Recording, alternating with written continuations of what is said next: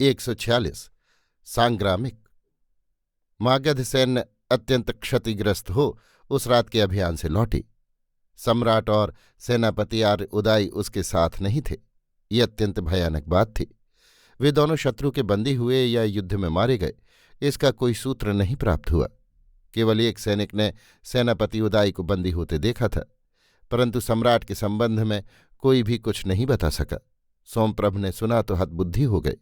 उन्होंने जल्दी जल्दी एक लेख लिखकर आर्यभद्रिक के पास दक्षिण केंद्र पर भेज दिया और स्वयं दौड़े हुए तटस्थ केंद्र पर आ पहुंचे। सेना की दुर्दशा देखकर उनकी आंखों में आंसू आ गए। सब विवरण सुनकर उन्होंने तत्काल ही अपना कर्तव्य स्थिर किया। प्रथम उन्होंने ये कठोर आज्ञा प्रचारित की कि सम्राट का लोप होने का समाचार इस कंदहवार में न फैलने पाए। सेनापति उदाई के बंदी होने का समाचार भी गुप्त रखा गया।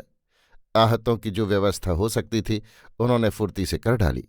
इसी समय आर्यभद्रिक भी आ पहुंचे। सोम ने कहा, आर्य सेनापति, बड़े ही दुर्भाग्य की बात है। क्या सम्राट हत हुए? ऐसी कोई सूचना नहीं है। और उदाई? उन्हें बंदी होते देखा गया है। सम्राट के साथ कौन था? आर्य गोपाल थे, वे भी नहीं लौटे हैं। उन्हें जीवित या मृत किसी ने देखा? नहीं। ये संदिग्ध है भद्र। सम्राट के अन्वेषण के लिए अभी चर भेजने होंगे। वो सब संभव व्यवस्था मैंने कर दी है, पर आपके संदेह से मैं सहमत हूं। भंते सेनापति, कैसे सम्राट और गोपाल दोनों एक बार ही लोप हो गए? किसी भी सैनिक ने उन्हें देखा? किसी ने भी नहीं। तो उन्होंने युद्ध में भाग नहीं लिया? इतना कहकर आर्यभद्रिक गहन चिंता में पड़ गए। सोमप्रभ महासेनापति का मुंह ताकने लगे। उन्होंने कहा, क्या कोई गूढ़ रहस्य है भंते सेनापति? ये है तो अति भयानक भद्र। नौसेना की कैसी हालत है? वो अब युद्ध करने योग्य नहीं रही। नौकाएं सब छिन्न भिन्न हो चुकी। नौकाओं पर किसी योजना से प्रहार हुआ है। किंतु सोमभद्र, तुमने कैसे इस अभियान की सहमति दी? सम्राट नहीं माने भंते सेनापति। उन्होंने बहुत हठ की। तो उन्हें जाने क्यों दिया? इसके लिए वे अड़ गए।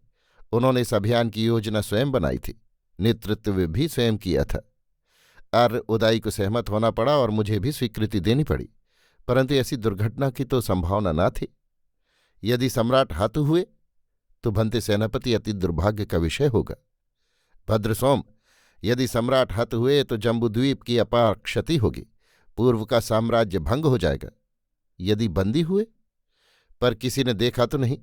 इसी में एक गूढ़ संकेत मुझे मिलता है भद्र। हमें गुरुतर कार्य करना होगा।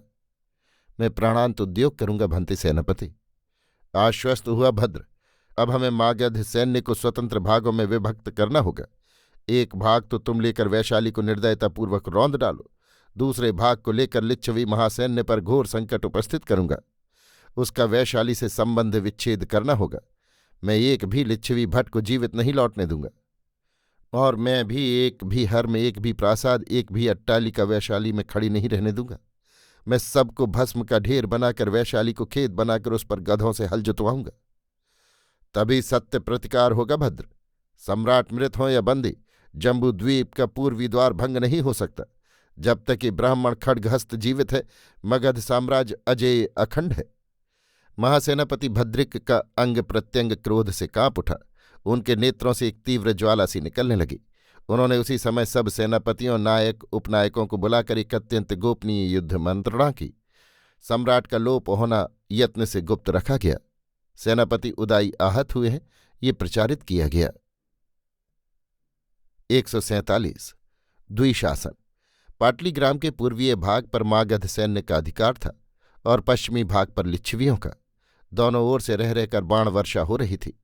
ग्राम के बहुत से घर आग से जल और ढह गए थे। ग्रामवासी बहुत से भाग गए थे। जो रह गए थे वे अपने अपने घरों के खंडहरों में छिपे थे। गली कूचों में मृत नागरिकों और सैनिकों की लोथें सड़ रही थीं। कूड़ा करकट और सड़ी अधजली लोथों को सुअर, गृध्र और दूसरे वन्य पशुओं ने खोद खोद कर बिखेर दिया था। दुर्गंध से नाक नहीं दी जाती थी। ग्राम में कोई व्यक्ति नहीं दिख रहा था। अभी एक आक्रमण हो चुका था। मागधों ने वज्जी सैन्य को मार भगाया था। एक मागध सेनानायक ने अश्वारूढ़ हो एक सैनिक टुकड़ी के साथ ग्राम के मध्य भाग में खड़े हो ऊंचे स्वर से ढोल पीट पीट कर घोषणा की, इस पाटली ग्राम पर मगध सम्राट का अधिकार है। जो कोई लिच्छवी गण को बलि देगा उसे सूली होगी। जो कोई लिच्छवी जन को आश्रय देगा उसका शिरच्छेद होगा। ग्रामवासियों, अपने अपने घरों से निकल आओ। तुम्हें मगध सम्राट अभयदान करते हैं। घोषणा सुनकर एक दो कुत्ते भूंक उठे, परंतु कोई नर नारी नहीं आए। नायक ने फिर ढोल पीट कर घोषणा की। तब एक वृद्ध ने फूटे हुए खंडहर की ओर से सिर निकाल कर देखा। वो कांपता कांपता बाहर आया। आकर हाथ जोड़कर बोला, भंते सेनापति, मैं मगध प्रतिजन हूं, मुझे अभय दो, मैं सम्राट को बलि दूंगा। तो भणे तुझे अभय, किंतु ग्राम में और कौन है? जीवित मनुष्य कोई नहीं, सब मृतक है। सब? शेष कहाँ गए? भाग गए। तुम क्यों नहीं भागे? भाग नहीं सकता भंते सेनापति, वृद्ध हूं, जर्जर हूं, शक्तिहीन हूं। तो भड़े, तू मगध प्रतिजन है ना? हाँ सेनापति। तो तुझे अभय है, मगध सम्राट को बलि देगा? दूंगा सेनापति। इसी समय बाणों की वर्षा करती हुई लिच्छवी सैन्य की एक टुकड़ी ने इस मागध टुकड़ी पर आक्रमण किया। उसका ढोल छीन लिया। कुछ सैनिक मारे गए, कुछ भाग गए। बूढ़ा फिर भागकर घर के छप्पर के पीछे छिप गया। लिच्छवी नायक ने ढोल पीटकर घोषणा की, इस पाटली ग्राम पर लिच्छवी गण का अधिकार है। जो कोई मागध जन को आश्रय देगा उसे सूली होगी। पाटली ग्राम वासियों, सुनो, बाहर आओ, प्रतिज्ञा करो कि तुम वज्जीगण को बलि दोगे। तुम्हें अभय। वृद्ध ने फिर सिर निकाल कर देखा। कांपते कांपते बाहर आया। आकर उसने सेनापति नायक को अभिवादन किया। नायक ने पूछा, ग्राम के और जन कहाँ हैं? जीवित सब भाग गए, मृत यत्र तत्र पड़े हैं, कुछ को वन्य पशु खा गए। तुम नहीं भागे? भाग नहीं सकता भंते, अशक्त हूं। क्या ग्राम में अन्य पुरुष नहीं है? जीवित नहीं भंते। तो सुनो, तुम अब से वज्जीगण शासन के अधीन हो। अच्छा भंते। वज्जीगण को बलि देना होगा? दूंगा भंते। मागधों को आश्रय देने से सूली होगी। समझ गया भंते। तो तुझे अभय। नायक अपनी सेना लेकर सड़ती लोथों के बीच से होकर चला गया। वृद्ध फिर घर के खंडहर में जा छिपा। 148 रथमुशल संग्राम। सोम ने सांब को बुलाकर कहा, सांब, तू अभी मधुवन जा और महाराज विदुढ़भ से कह कि चापाल चैत्य, सप्ताम चैत्य, कपिनह चैत्य में प्रच्छन्न सैन्य को लेकर चारों ओर आग लगाते हुए संपूर्ण दुर्गों और सत्रों को सुरक्षित करते हुए दक्षिण वाम पार्श्व वैशाली की ओर बढ़ें। मार्ग में जो घर, जो खेत, जो जनपद मिले नष्ट करते जाएं तथा ज्यों ही इधर दक्षिण पार्श्व से वैशाली कोट पर आक्रमण होवे, सुरक्षित 50 सहस्त्र मागध भट्ट और 50 सहस्त्र अपनी कौशल सैन्य लेकर दुर्धुर्ष वेग से वैशाली को रौंद डाले। उनसे कहना, कल हम वैशाली की उन्मुक्त अभिषेक पुष्करणी में एक ही काल में अपने अपने खड्ग धोएंगे। जा, सूचना देकर सूर्यास्त से पूर्व ही तू आकर मैं जहां जिस दिशा में हूं संदेश दे। सांब गंभीर मूर्ति हो चला गया। सोम ने अब अपना प्रच्छन्न महास्त्र रथ मुशल उद्घाटित किया। अस्त्र का बारीकी से निरीक्षण किया, उसकी यंत्रकला को यथावस्थित किया। तदनंतर सामने हाथी, पक्ष स्थान में अश्व, उरस्स में और रथ कक्ष में तथा पदाति प्रतिग्रह करके अप्रतिहत व्यूह की रचना की। इस व्यूह में 12 सहस्त्र हाथी, 60 सहस्त्र अश्वारोही, 8 सहस्त्र रथी और 2.5 लाख पदातिकों ने योग दिया। रथ मुशल महास्त्र को व्यूह के उरस्स में स्थापित गोपित कर सोमप्रभ ने संपूर्ण सेना की गति की ओर जो जहां है वहीं 4 मुहूर्त विश्राम करने का आदेश दिया।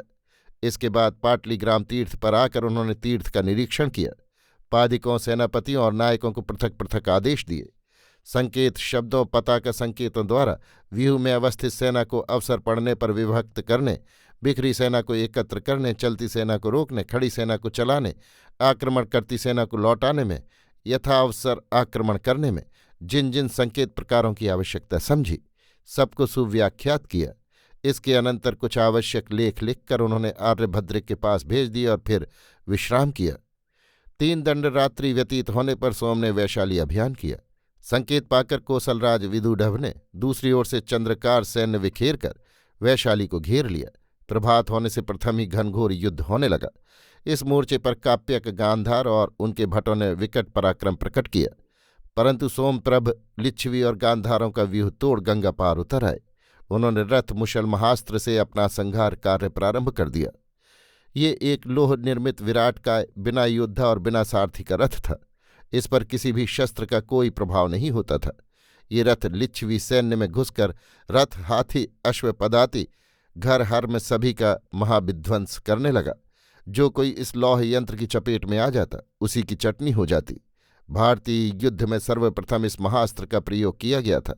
जिसका निर्माण आचार्य काश्यप ने अपनी अद्भुत प्रतिभा से किया था। इसका रहस्य अति गोपनीय था। मरे हुए हाथियों, घोड़ों और सैनिकों के अंबार लग गए। ढहे हुए घरों की धूल गर्द से आकाश पट गया। ये लौह यंत्र केले के पत्ते की भांति घरों प्राचीरों की भित्तियों को चीरता हुआ पार निकल जाता था। इस महाविध्वंसक विनाशक महास्त्र के भय से प्रकंपित विमूढ़ लिच्छवी भट्ट सेनापति सब कोई निरुपाय रह गए। शत सहस्त्र भट्ट भी मिलकर इस निर्द्वंद्व महास्त्र की गति नहीं रोक सके।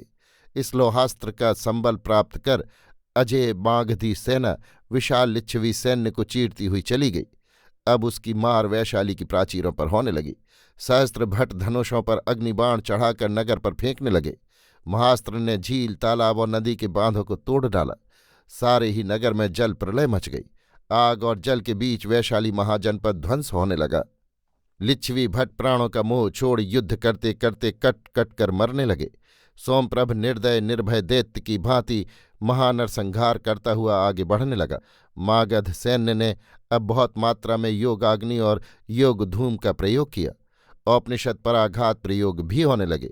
मदन योग, दूषी विषी, अंधाहक के आक्षेप से शत्रु के सहस्त्रों हाथी, घोड़े और सैनिक उन्मत्त, बधिर और अंधे हो गए।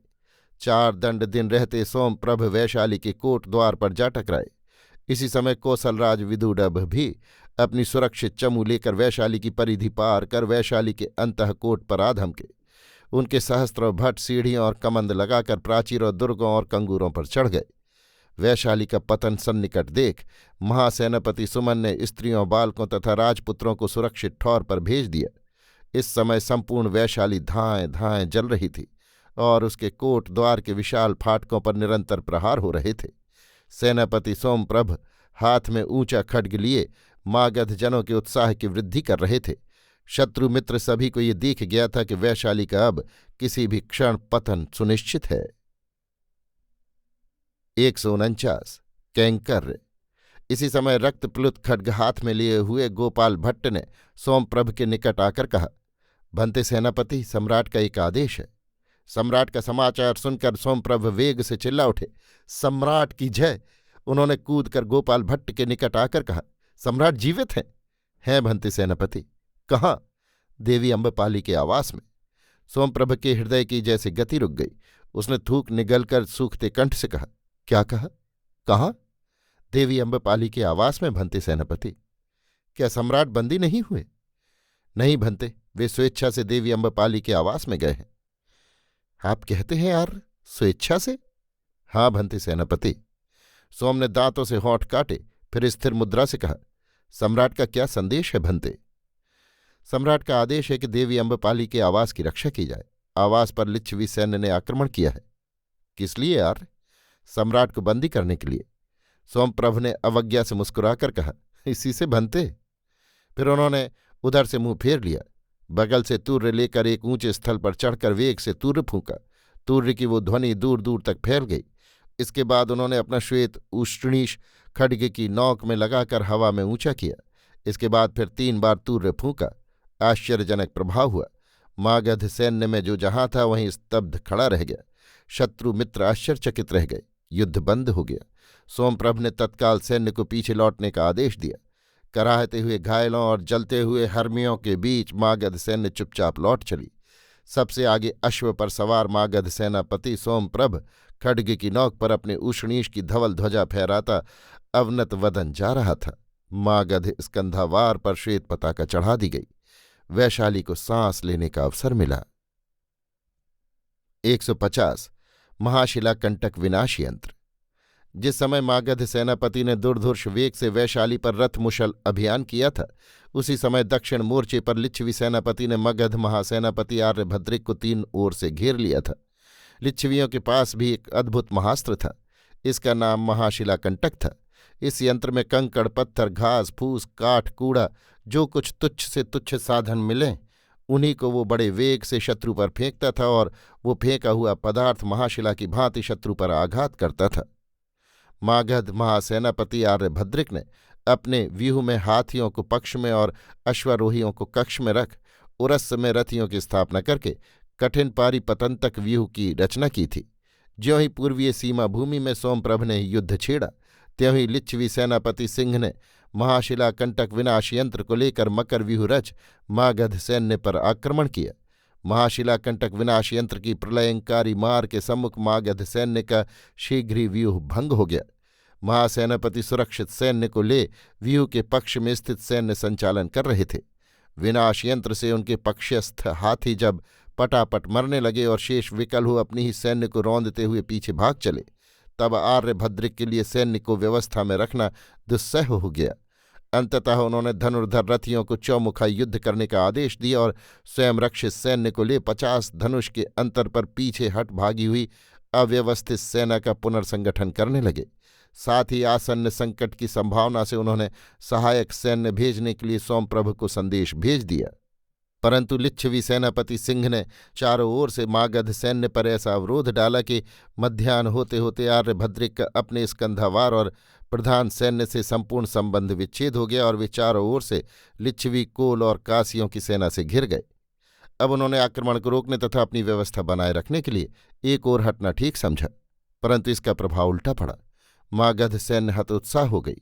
इसी समय सिंह प्रबल वेग से अपने और गांधारों के चुने हुए सम्मिलित 40 सहस्त्र कवचधारी अश्वारोही ले तथा अगल बगल रथियों को साथ लिए सुई की भांति मागध सैन्य को चीरते हुए उसके बीच में घुस गए और मागध सेना का सारा संगठन नष्ट कर फिर पक्ष भाग में अवस्थित हुए। इस समय सूर्य अपराह्न की पीली तिरछी किरणें उन पर फेंक रहा था। उस गिरते हुए सूर्य की पीली धूप इस महान सेनानायक के चांदी के समान चमकते हुए श्मश्रुओं में से गहरी चिंता और भीति की रेखाएं व्यक्त कर रही थी। सेनापति को क्षण क्षण सोमप्रभ से सहायता पाने की आशा थी। सेनापति के निकट ही सोम के स्थापित धानवन वन पार्वत दुर्गों में कौशलपति के 50 सहस्त्र भट छिपे हुए थे, परंतु उनमें से एक भी आर्यभद्रिक की सहायतार्थ नहीं आया। जब एक पहर दिन शेष रह गया तो आर्यभद्रिक सर्वथा निराश हो गए। इसी समय उन्हें सेनापति सोमप्रभ के युद्ध बंद कर देने का समाचार मिला। आर्यभद्रिक मर्मांतक वेदना से तड़प उठे और वे 5 धनुष पीछे हटकर खंडी युद्ध करने लगे। सेनापति सिंह ने समझा अब जय निश्चित है। वे अपने नायकों को निरंतर अंत तक युद्ध जारी रखने का आदेश दे स्कंधावार को लौट आए। अभी 2 दंड दिन शेष था।